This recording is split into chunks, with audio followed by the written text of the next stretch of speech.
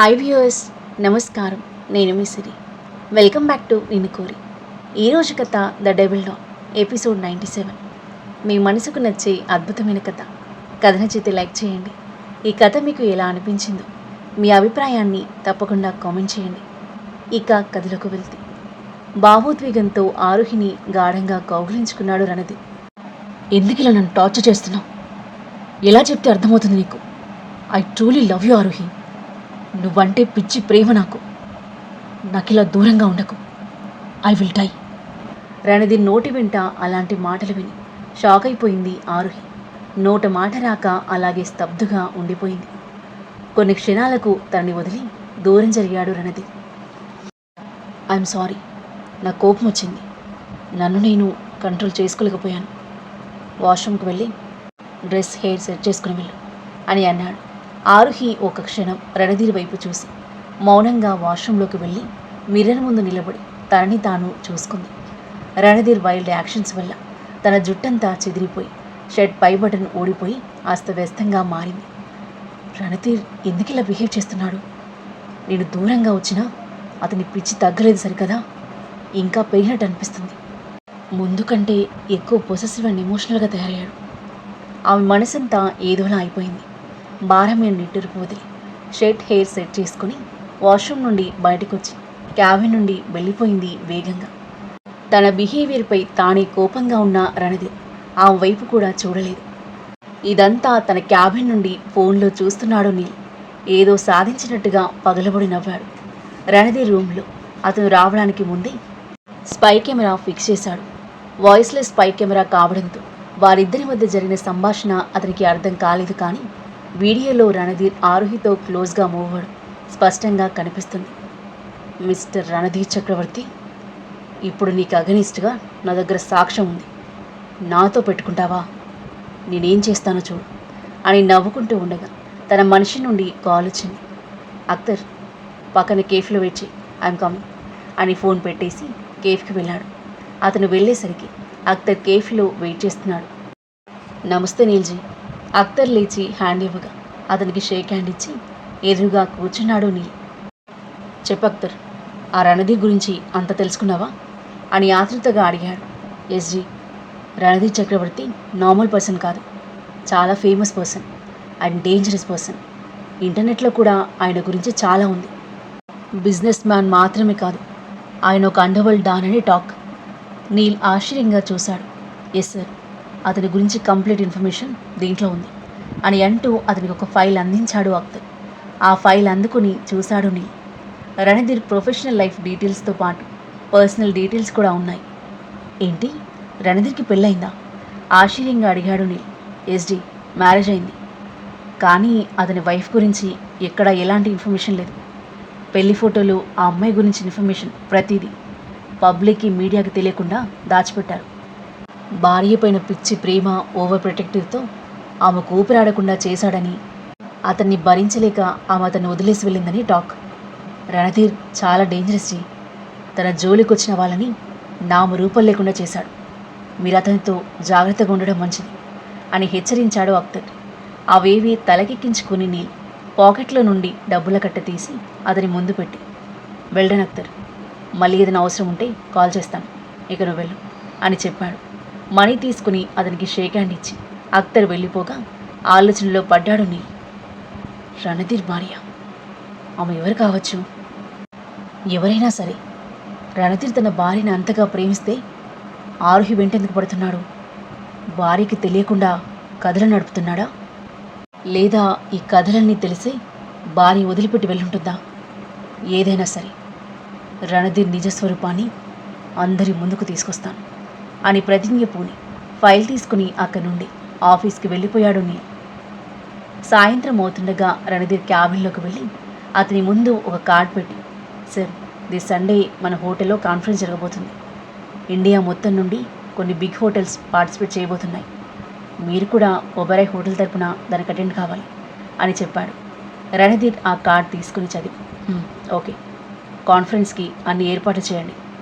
ప్రతి క్లయింట్కి ఒక స్పెషల్ రూమ్ని రెడీగా ఉంచండి. I want everything to be absolutely perfect అని చెప్పాడు. Yes sir, I will take care of everything myself. Good అని అన్నాడు రణదీప్. వెళ్ళబోయిన నీల్ ఆగి వెనక్కొచ్చాడు.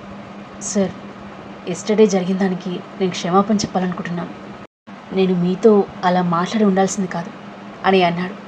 రణధీర్ నీల్ వైపు చూసి చిన్నగా నవ్వి, ఇట్స్ ఓకే, ఇట్ హ్యాపెన్స్ అని అన్నాడు. థ్యాంక్ యూ సార్ చిరునవ్వుతో చెప్పి క్యాబిన్ నుండి బయటికి వెళ్ళి ఈవిల్ స్మైల్ ఇచ్చి వెళ్ళిపోయాడు నీల్. కాన్ఫరెన్స్ 2 రోజుల్లోనే ఉండడంతో సాయంత్రం నుండి అరేంజ్మెంట్స్ మొదలయ్యాయి. ఆరుహి కూడా స్టాఫ్తో పాటు కలిసి పనిచేస్తుంది. రణధీర్ అప్పుడప్పుడు వెళ్ళి అరేంజ్మెంట్ పర్యవేక్షించడంతో పాటు ఆరుహికి సైట్ కొడుతూ ఆరుహికి ఎవరైనా సైట్ కొడుతున్నారా అని ఒక కంట గమనిస్తూ ఉన్నాడు. మరోవైపు మీటింగ్ ఫినిష్ చేసుకుని క్యాబిన్లోకి వచ్చి రిలాక్సింగ్గా చైర్లో వెనక్కి వాలిన రియాన్కి నిధి ఫ్యాషన్ షోకి రమ్మని చెప్పడం గుర్తొచ్చి టైం చూశాడు. 6:30 అవుతుంది. షో 7:30కి స్టార్ట్ అవుతుంది. వెళ్ళకపోతే డిసప్పాయింట్ అవుతుంది. వెళ్దాం అని అనుకుంటూ ఫేస్ వాష్ చేసుకుని హెయిర్ సెట్ చేసుకుని కారులో బయలుదేరాడు. కాసేపట్లో తాజ్ హోటల్కి చేరుకుని ఫ్యాషన్ షో జరిగే హాల్లోకి ఎంటర్ అయ్యాడు. హాల్ అంతా గెస్ట్లతో పార్టిసిపెంట్స్తో నిండిపోయింది. ఎక్కడుంది మేడం అని చుట్టూ చూస్తూ కాల్ చేయబోతుండగా అల్లంత దూరంలో తన ఫ్రెండ్స్తో నవ్వుతూ మాట్లాడుతూ కనిపించింది నిధి. మోకాళ్ళ కింద వరకు ఉన్న 1 పీస్ బాడీ హగ్గింగ్ డ్రెస్లో చాలా స్టైలిష్గా ఉన్న డీసెంట్గా క్యూట్గా ఉంది. చిన్నగా నవ్వుతూ తన దగ్గరికి అడుగులు వేస్తున్నాడు. నిధి, షో అయ్యే వరకు లేట్ అవుతుంది. You will feel hungry, have the sandwich అని అంటూ తన దగ్గరకు వచ్చిన కునాల్ నిధి వద్దని తలడ్డంగా ఊపుతున్నా కొంచెం తిను అని తనకి తినిపిస్తూ ఉంటే నిధి తింటూ నవ్వుతూ అతని జుట్టుని ఫ్రెండ్లీగా టచ్ చేసింది. ఆ దృశ్యం చూస్తున్న రియాన్ అడుగులు అక్కడే ఆగిపోయాయి. అతని పెదవులపై ఉన్న చిరునవ్వు క్రమంగా మాయమైంది. ఫ్రెండ్స్ అయినా సరే వాళ్ళిద్దరూ అంత క్లోజ్గా ఉండడం ఎందుకో రియాన్ చూడలేకపోతున్నాడు. కొన్ని క్షణాల పాటు వాళ్ళ వైపు చూసి రివ్వున వెనక్కి తిరిగి బయటికొచ్చి కార్ స్టార్ట్ చేసుకుని వెళ్ళిపోయాడు. అతను కాస్త దూరం వచ్చేసరికి అతని ఫ్రెండ్ శ్రీ నుండి కాల్ వచ్చింది. కార్ స్లో చేస్తూ కాల్ లిఫ్ట్ చేశాడు రియాన్. రియాన్, స్టార్ట్ అయ్యావా? షో టైం అవుతుంది. Nora, I'm not coming, important meeting ఉంది అని అబద్ధం చెప్పేశాడు రియాన్. రే, అలాంటావేంట్రా? నిధి నువ్వు వస్తావని చాలా వెయిట్ చేస్తుంది. తన ఫస్ట్ షో ఇది. ఫ్రెండ్గా ఆయన కన్సిడర్ చేసి రావాల్సింది. తను చాలా డిసప్పాయింట్ అవుతుంది. మీరందరూ ఉన్నారు కదరా, she will be happy, bye అని ఫోన్ పెట్టేశాడు రియాన్. శ్రీ చిన్నగా నిట్టూర్చి నిధి దగ్గరకు వెళ్ళాడు. రియాన్ ఎక్కడికి వచ్చాడట అని నవ్వుతూ అడిగింది నిధి. వాడు రావట్లేదు, ఇంపార్టెంట్ మీటింగ్ ఉందట అని శ్రీ అనేసరికి నిధి వెంటనే అప్సెట్ అయిపోయింది. బాధను దాచుకుంటూ చిన్నగా స్మైల్ ఇచ్చి తను ఎప్పుడూ బిజీనే, లెట్స్ గో, షో స్టార్ట్ అవుతుంది అని తన ముందు కదిలేగా తనతో పాటు కదిలారు తన college best friends and institute friends. Fashion show మొదలైంది. ఒక్కొక్క డిజైనర్ డిజైన్ చేసిన అవుట్ఫిట్స్తో ర్యాంప్ వాక్ చేస్తున్నారు మోడల్స్. తన డిజైన్స్ ఎప్పుడెప్పుడు ప్రదర్శిస్తారా అని చాలా ఎక్సైటింగ్గా వెయిట్ చేస్తుంది నిధి. కాసేపటికి తను డిజైన్ చేసిన అవుట్ఫిట్స్ వేర్ చేసి మోడల్స్ ర్యాంప్ వాక్ చేస్తుంటే వాళ్ళని చూసి అంతులేని ఆనందం నిధిలో. ఫ్రెండ్స్తో పాటు అక్కడ అటెండ్ అయిన గెస్ట్లు తన డిజైన్స్కి కాంప్లిమెంట్స్ ఇస్తుంటే చాలా హ్యాపీగా ఫీల్ అయింది నిధి. షో సక్సెస్ఫుల్గా కంప్లీట్ అయ్యి ఫైనల్గా ఫ్యాషన్ డిజైనర్స్ అందరినీ స్టేజ్ పైకి ఇన్వైట్ చేసి ప్రశంసించి అప్రిసియేషన్ సర్టిఫికేట్స్ అందించడంతో ఈవెంట్ ముగిసింది. ఆ తర్వాత అందరితో కలిసి స్పెషల్ డిన్నర్ చేసేసి ఇంటికి బయలుదేరారు. డిన్నర్ చేసి కాసేపు బాల్కనీలో రిలాక్స్ అయ్యి రూమ్లోకి వచ్చి పడుకుంది ఆరుహి. కళ్ళు మూసుకోగానే, నాకు ఇలా దూరంగా ఉండకు, ఐ విల్ డై అని రణధీర్ మార్నింగ్ అన్న మాటలు చెవుల్లో హోరెత్తుతుంటే టక్కున కళ్ళు తెరిచింది. దగ్గరగా ఉన్నప్పుడు చేజెట్లా దూరం చేసుకొని ఇప్పుడు దూరంగా ఉండకు అంటే ఇలా? కాస్త కూడా చేంజ్ రాలేదు నీలో, అలాగే బీస్లానే ఉన్నావు అని తనలో తాను అనుకుంటూ ఉంటే తన స్క్రీన్లో చూస్తూ చిన్నగా నవ్వుకున్నాడు Randhir. You started thinking about me, good or bad? నీ ఆలోచనలో నేనున్నాను, it's good sign. Yes, I'm a beast. నీ మీదున్న పిచ్చి అబ్సెషన్ నన్ను ఇలా మార్చింది. నాకు దూరంగా ఉండి నన్ను ఇంకా పిచ్చివాణ్ణి చేస్తున్నా. భారంగా నిట్టూరుస్తూ బెడ్పై అటు ఇటు దొర్లుతున్న ఆరుహిని చూసి నవ్వుకొని, హాయిగా ఒకరి కౌగిలిలో ఒకరు నిద్రపోగా ఎందుకు చెప్పు మనకి కష్టాలు అని అనుకుంటూ తనని చూస్తూ ఉన్న రణధీర్ మెల్లిగా నిద్రలోకి జారుకున్నాడు. కాసేపటికి ఆరోహి కూడా నిద్రపోయింది. నిధిని ఇంటి దగ్గర డ్రాప్ చేసి శ్రీ కీర్తి వాళ్ళు వెళ్ళిపోయారు. టైం మధ్యరాత్రి అవుతుంది. రియాన్ అప్పటికి పడుకుండిపోయాడు. లైట్ ఆఫ్ అయి ఉన్న రియాన్ రూమ్ని చూసి బాధగా నిట్టూరుస్తూ తన రూమ్లోకి వెళ్ళింది నిధి. డ్రెస్ చేంజ్ చేసుకుని బెడ్పై వాలిపోయింది. ఈవెంట్లో తన చుట్టూ ఎంతమంది ఉన్నా రియాన్ రాకపోవడం ఆమె చిన్ని మనసుకు బాధ కలిగించింది. రావాలనుకుంటే ఎలా అయినా వచ్చేవాడు, కానీ కావాలని వచ్చున్నాడు. ఆలోచనకి మరింత బాధ కలిగింది నిధికి. నిధి, టేక్ ఇట్ ఈజీ. తనకి తాను సర్ది చెప్పుకుంటూ నిద్రకి ఉపక్రమించింది. మార్నింగ్ తను నిద్ర లేచి కిందకొచ్చేసరికి రియాన్ కాఫీ తాగుతూ న్యూస్ పేపర్ చూస్తున్నాడు. గుడ్ మార్నింగ్ రియాన్, ఎప్పటిలానే నవ్వుతూ చెప్తూ అతని ఎదురుగా కూర్చుంది నిధి. రియాన్ తలెత్తి చూసి good morning Nidhi, how was the show అని అడిగాడు. It was good. చిన్న స్మైల్తో బదులిచ్చి మేడ్ అందించిన కాఫీ తాగుతూ ఉంది. నైస్ అని అంటూ పేపర్లో తలదూచాడు రియాన్. ఇద్దరి మధ్య మౌనం రాజ్యం వెళ్ళింది. కాఫీ ఫినిష్ చేసి నిధి రెడీ అవ్వడానికి వెళ్తున్న తన వైపు ఒకసారి చూసి మళ్ళీ పేపర్లో లీనమయ్యాడు రియాన్. 2 రోజుల తర్వాత సాయంత్రం 7 గంటలు కాన్ఫరెన్స్కి గెస్ట్లు ఒక్కొక్కరిగా వస్తున్నారు. ఆరుహి, దిశ కాన్ఫరెన్స్ హాల్ చెరోవైపు నిలబడి వెల్కమ్ చెప్తూ గెస్ట్లని సాదరంగా లోపలికి ఆహ్వానిస్తున్నారు. ఒక గెస్ట్కి నవ్వుతూ వెల్కమ్ చెప్పి అతను వెళ్ళాక తల తిప్పి ఎదురుగా చూసిన ఆరుహికి ఎదురుగా వస్తూ కనిపించాడు రణధీర్. బ్లాక్ సూట్లో ఎంతో అందంగా స్టైలిష్గా కనిపిస్తుంటే ఆరుహి ఏదో ట్రాన్స్లో ఉన్నట్టు అలాగే చూస్తూ ఉండిపోయింది. ఈ రణధీర్ రోజు రోజుకి చాలా అందంగా కనిపిస్తున్నాడు. తనలో తాను గొనుక్కుంటూ చూస్తూ ఉండగా రణధీర్ నవ్వుతూ ఆమె దగ్గరకు వచ్చాడు. ఏంటి అలా చూస్తున్నావు? ఎవరికైనా డౌట్ వస్తే ఆమెకు మాత్రమే వినపడేలా అడిగాడు దరహాసంతో. ఏం doubt? An assistant fell in love with her CEO. తన నీలి కళ్ళతో ఆమె కళ్ళలోకి లోతుగా చూస్తూ అన్నాడు. అతని మాటలకు చూపులకు తడబడుతూ అలా ఏం జరగదు అంది. ఖచ్చితంగా జరుగుతుంది అని అన్నాడు రణధీర్. వాట్ యు మీన్ అంది ఆరుహి కనుబొమ్మలు ముడిచి చూస్తూ. జస్ట్ 10 డేస్లో నువ్వు నాతో మళ్ళీ ప్రేమలో పడతావు అని రణధీర్ చాలా కాన్ఫిడెంట్గా అంటుంటే ఆరుహి తల అడ్డంగా ఊపుతూ అలాంటిదేం జరగదు అంది. రణధీర్ కొంటి చూపుతూ కిల్లింగ్ స్మైల్తో చూస్తూ it's my challenge dear, you are going to fall in love with me again అని అంటూ కన్ను గీటి లోపలికి వెళ్ళిపోయాడు.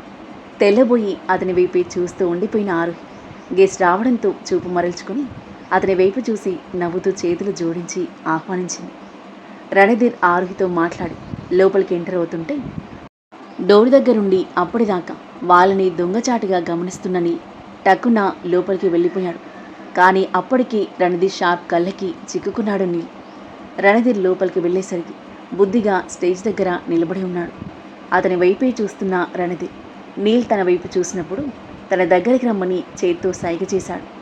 నీల్ వెంటనే తన దగ్గరికి రాగా రణధీర్ తన వైపు కళ్ళు చిన్నవి చేసి సూటిగా చూస్తూ నాకెందుకో నువ్వు నాపై నిఘా పెట్టినట్లు అనిపిస్తుంది అని అన్నాడు. బిత్తరపోయాడు నీల్. నో సార్, అసలు మీ మీద నేనెందుకు నిఘా పెడతాను అని అన్నాడు తడబడుతూ. రణధీర్ అతని వైపు తీక్షణంగా చూస్తూ అతని కాలర్పై సున్నితంగా చేయి కదిలిస్తూ నీల్ మిశ్రా, నువ్వు ఎవరితో పెట్టుకుంటున్నావో నీకు తెలీదా? My name is Randhir Chakravarthi. Do you understand? నువ్వు నాపై నిఘా పెట్టడానికి ప్రయత్నించినా లేదా నా దారి కడ్డొచ్చినా నీ గతి ఏమవుతుందో నీకే తెలీదు అని కూల్ టోన్లో స్ట్రాంగ్గా వార్నింగ్ ఇచ్చాడు. అతని వార్నింగ్కి షాక్ అయిన నీల్ కంగారుగా చూస్తూ సార్, మీరేం మాట్లాడుతున్నారు? మీరు నా బాస్, ఈ హోటల్ ఓనర్. నేను మీపై ఎందుకు నిఘా పెడతాను అని అన్నాడు. రణధీర్ చిన్నగా నవ్వి గుడ్ ఫర్ యూ, నీ పన్ను చూసుకుంటే యూ విల్ బీ హ్యాపీ అని చెప్పి అక్కడి నుండి తన టేబుల్ దగ్గరికి వెళ్ళాడు. అతని సీరియస్ వార్నింగ్కి కోపంతో పిడికిళ్ళు బిగించాడు నీల్. అప్పుడే అతని దగ్గరకు వచ్చిన దిశ అతను కోపంగా ఉండడం గమనించి నీల్ వాట్ హ్యాపెండ్ అని అడిగింది అతని భుజంపై చేయి వేస్తూ. నన్ను ఒంటరిగా వదిలేడియన్, please stop chasing me some times అని తన భుజం నుండి దిశ చేతిని తీసేసి కోపంగా అక్కడి నుండి వెళ్ళిపోయాడు. దిశ అయోమయంగా చూసింది. ఏమైంది ఈయనకి అని అనుకుంటూ గెస్ట్లను రిసీవ్ చేసుకోవడానికి వెళ్ళగా ఆరుహి డిన్నర్ అరేంజ్మెంట్స్ చెక్ చేయడానికి రెస్టారెంట్లోకి వెళ్ళింది. గెస్ట్లు ఒక్కొక్కరిగా రణధీర్ని మీట్ అవుతూ ఉంటే వాళ్ళతో మాట్లాడుతూ బిజీగా ఉన్నాడు అతను. అప్పుడే హోటల్ బయట ఆగిన పెద్ద BMW కార్ నుండి 2 young and handsome business men దిగి కాన్ఫరెన్స్ హాల్లోకి ఎంటర్ అయ్యారు. గెస్ట్లతో మాట్లాడుతున్న రణధీర్ని చూడగానే ప్రతీకార జ్వాలలతో వారి మొహాలు ఒక్కసారిగా ఎర్రబడ్డాయి. ఆ ఇద్దరు బిజినెస్ మెన్ ఎవరు? వాళ్ళని చూసి రణధీర్, ఆరుహి ఎలా రియాక్ట్ అవుతారు? ఈ కాన్ఫరెన్స్లో ఏం జరగబోతుంది? రణధీర్ ఛాలెంజ్ చేసినట్టు ఆరుహిని 10 రోజుల్లో మళ్ళీ ప్రేమలో పడిస్తాడా? వారి మధ్య ఎలాంటి ఆసక్తికర సన్నివేశాలు చోటు చేసుకోబోతున్నాయి? నిధిపై రియాన్లో ప్రేమ చిగురిస్తుందా? ఈ కథ ఏ మలుపు తీసుకోబోతుంది? అద్భుతమైన కథనంతో కందని మలుపులతో ఎంతో ఆసక్తికరంగా సాగి ఈ కథ యొక్క నెక్స్ట్ ఎపిసోడ్ కోసం మన నెక్స్ట్ వీడియో చూడండి. కథ నచ్చితే లైక్ చేయండి. ఈ కథపై మీ అభిప్రాయాన్ని తప్పకుండా కామెంట్ చేయండి. ఇంకా ఇలాంటి ఇంట్రెస్టింగ్ స్టోరీస్ కోసం మన ఛానల్ని సబ్స్క్రైబ్ చేయండి. Thank you for listening.